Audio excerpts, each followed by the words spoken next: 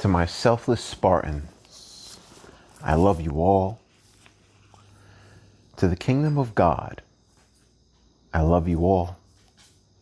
To my good people, please join us.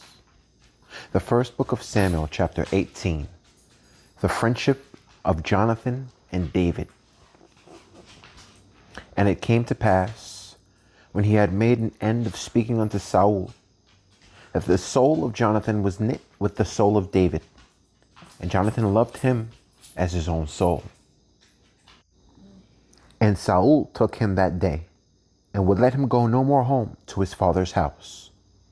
Then Jonathan and David made a covenant, because he loved him as his own soul. And Jonathan stripped himself of the robe that was upon him, and gave it to David, and his garments, even to his sword, and to his bow, and to his girdle. And David went out whithersoever Saul sent him, and behaved himself wisely. And Saul set him over the men of war, and he was accepted in the sight of all the people, and also in the sight of Saul's servants. And it came to pass as they came, when David was returned from the slaughter of the Philistine, that the women came out of all cities of Israel, singing and dancing, to meet King Saul with tabrets, with joy, and with instruments of music. And the women answered one another as they played, and said, Saul hath slain his thousands, and David his 10,000s. And Saul was very wroth, and the saying displeased him. And he said, They have ascribed unto David 10,000s, and to me they have ascribed but thousands. And what can ye have more but the kingdom? And Saul eyed David from that day and forward. And it came to pass on the morrow, that the evil spirit from God came upon Saul, and he prophesied in the midst of the house. And David played with his hand, as at other times, and there was a javelin in Saul's hand. And Saul cast the javelin, for he said, I will smite David even to the wall with it. And David avoided out of his presence twice. Saul's jealousy of David. And Saul was afraid of David, because the Lord was with him, and was departed from Saul.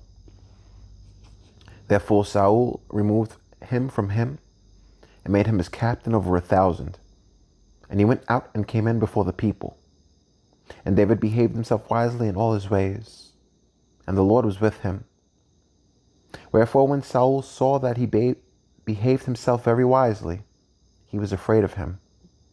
But all Israel and Judah loved David, because he went out and came in before them. And Saul said to David, Behold my elder daughter Merab.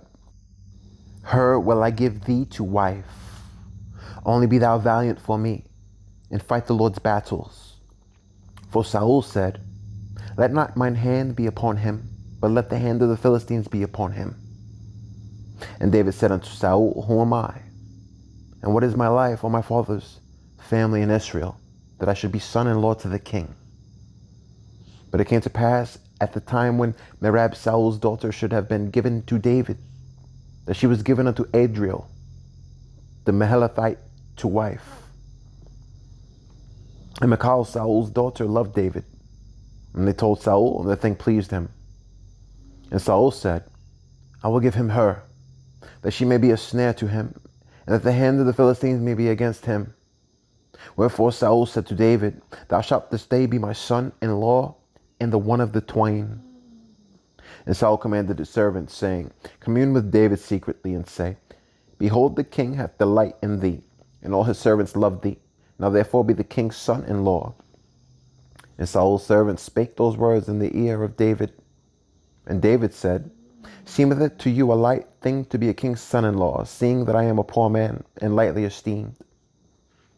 And the servants of Saul told him, saying, On this manner spake David. And Saul said, Thus shall ye say to David, The king desireth not any dowry, but 100 foreskins of the Philistines, to be avenged of the king's enemies. But Saul thought to make David fall by the hand of the Philistines. And when his servants told David these words, it pleased David well to be the king's son-in-law, and the days were not expired. Wherefore David arose and went, he and his men, and slew of the Philistines 200 men. And David brought their foreskins, and they gave them in full tale to the king, that he might be the king's son-in-law. And Saul gave him Michal, his daughter, to wife. And Saul saw and knew that the Lord was with David, and that Michal, Saul's daughter, loved him. And Saul was yet the more afraid of David, and Saul became David's enemy continually. Then the princes of the Philistines went forth. And it came to pass, after they went forth, that David behaved himself more wisely than all the servants of Saul, so that his name was much set by. Saul plans to kill David, but Jonathan intervenes. And Saul spake to Jonathan his son, and to all his servants, that they should kill David. Jonathan, Saul's son, delighted much in David. And Jonathan told David, saying, Saul my father seeketh to kill thee. Now therefore I pray thee, take heed to thyself unto the morning, and abide in a secret place, and hide thyself. And I will go out and stand beside my father in the field where thou art, and I will commune with my father of thee, and what I see that I will tell thee. And Jonathan spake good of David unto Saul his father, and said unto him, Let not the king sin against his servant, against David, because he hath not sinned against thee, and because his works have been to thee word very good. For he did put his life in his hand, and slew the Philistine. And the Lord wrought a great salvation for all Israel. Thou sawest it, and didst rejoice. Wherefore then wilt thou sin against innocent blood, to slay David without a cause? And Saul hearkened unto the voice of Jonathan. And Saul sware, As the Lord liveth, he shall not be slain. And Jonathan called David, and Jonathan shewed him all those things. And Jonathan brought David to Saul, and he was in his presence as in times past. Saul tries to kill David, but Michal intervenes. And there was war again, and David went out and fought with the Philistines, and slew them with a great slaughter, and they fled from him. And the evil spirit from the Lord was upon Saul, and he sat in his house with his javelin in his hand. And David played with his hand. And Saul sought to smite David even to war with the javelin. But he slipped away out of Saul's presence, and he smote the javelin into the wall. And David fled and escaped that night. Saul also sent messengers unto David's house to watch him and to slay him in the morning. Michal, David's wife, told him, saying, If thou save not thy life tonight, tomorrow thou shalt be slain. So Michal let David down through a window, and he went and fled and escaped. And Michal took an image and laid it in the bed, and put a pillow of goat's hair for his bolster, and covered it with a cloth. And when Saul sent messengers to take David, he said, He is sick. And Saul sent the messengers again to see David, saying, Bring him up to me in the bed, that I may slay him. And when the messengers were come in, behold, there was an image in the bed with a pillow of goat's hair for his bolster. And Saul said unto Michal, Why hast thou deceived me so, and sent away mine enemy, that he is escaped? And Michal answered Saul, he said unto me, Let me go, why should I kill thee? David escapes to Samuel. So David fled and escaped, and came to Samuel to Ramah, and told him all that Saul had done to him. And he and Samuel went and dwelt in Naioth. And it was told Saul, saying, Behold, David is at Naioth in Ramah. And Saul sent messengers to take David. And when they saw the company of the prophets prophesying, and Samuel standing as appointed over them, the Spirit of God was upon the messengers of Saul, and they also prophesied. And when it was told Saul, he sent other messengers, and they prophesied likewise. And Saul sent messengers again the third time, and they prophesied also. Then went he also to Ramah, and came to a great well that is in Sechu. And he asked and said, Where are Samuel and David? And one said, Behold, they be at Naioth in Ramah. And he went thither to Naioth in Ramah, and the Spirit of God was upon him also. And he went on and prophesied until he came to Naioth in Ramah. And he stripped off his clothes also, and prophesied before Samuel in like manner, and lay down naked all that day and all that night. Wherefore they say, Is Saul also among the prophets? David makes a promise to Jonathan. And David fled from Naioth in Ramah, and came and said before Jonathan, What have I done? What is mine iniquity? And what is my sin before thy father, that he seeketh my life? And he said unto him, God forbid, thou shalt not die. Behold, my father will do nothing either great or small, but that he will shew it to me. And why should my father hide this thing from me? It is not so. And David sware moreover, and said, Thy father certainly knoweth that I have found grace in thine eyes. And he saith, Let not Jonathan know this, lest he be grieved.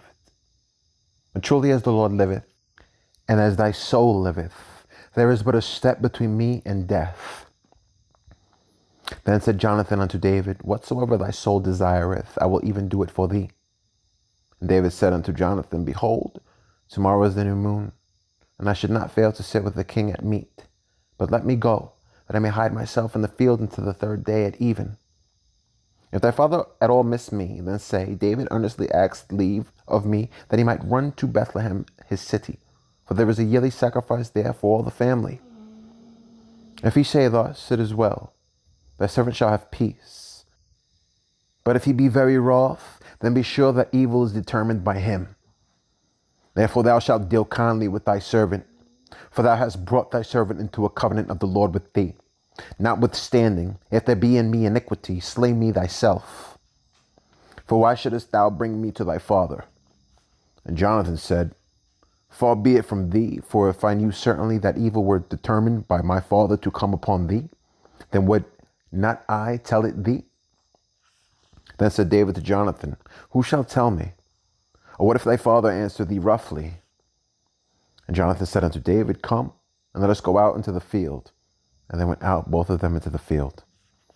And Jonathan said unto David, O Lord God of Israel, when I have sounded my father about tomorrow any time, or the third day, and behold, if there be good toward David, and I then send not unto thee, and shew it thee, the Lord do so and much more to Jonathan. But if it please my father to do thee evil, then I will shew it thee and send thee away, that thou mayest go in peace, and the Lord be with thee, as he hath been with my father. And thou shalt not only while yet I live shew me the kindness of the Lord, that I die not, but also thou shalt not cut off thy kindness from my house forever. No, not when the Lord hath cut off the enemies of David, every one from the face of the earth.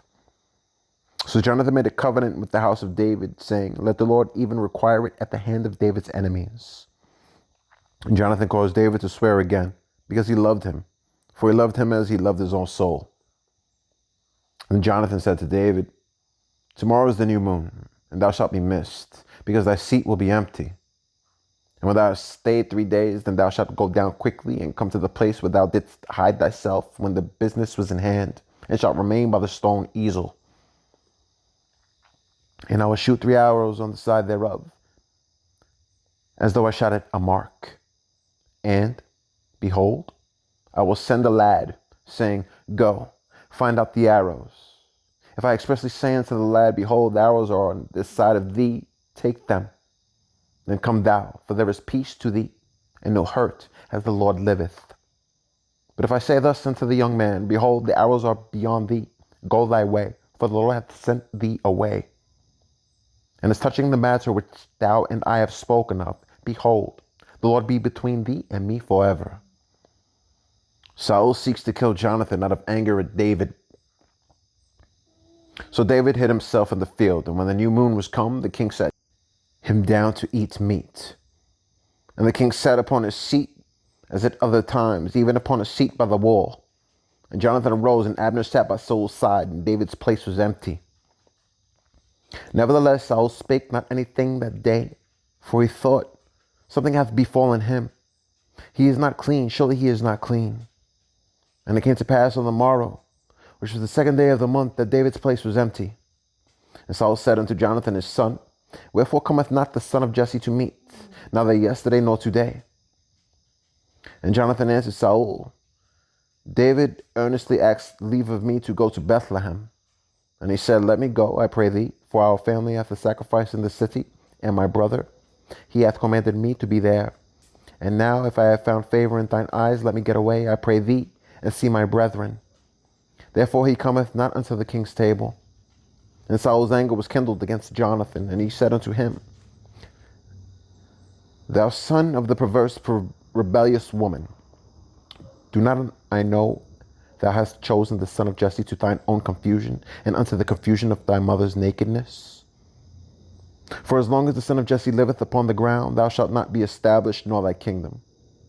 Wherefore now send and fetch him unto me, for he shall surely die. And Jonathan answered Saul his father, and said unto him, Wherefore shall he be slain? What hath he done? And Saul cast a javelin at him to smite him, whereby Jonathan knew that it was determined of his father to slay David. So Jonathan arose from the table in fierce anger, and did eat no meat the 2nd day of the month, for he was grieved for David, because his father had done him shame. Jonathan and David tearfully part ways. And it came to pass in the morning that Jonathan went out into the field at the time appointed with David, and a little lad with him. And he said unto his lad, Run, find out now the arrows which I shoot. And as the lad ran, he shot an arrow beyond him. And when the lad was come to the place of the arrow which Jonathan had shot, Jonathan cried after the lad and said, Is not the arrow beyond thee? And Jonathan cried after the lad, Make speed, haste, stay not. And Jonathan's lad gathered up the arrows and came to his master. But the lad knew not anything, only Jonathan and David knew the matter. And Jonathan gave his artillery unto his lad, and said unto him, Go, carry them to the city. And as soon as the lad was gone, David arose out of a place toward the south, and fell on his face to the ground, and bowed himself 3 times. And they kissed one another, and wept one with another, until David exceeded. And Jonathan said to David, Go in peace, for as much as we have sworn both of us in the name of the Lord, saying, The Lord be between me and thee, and between my seed and thy seed forever.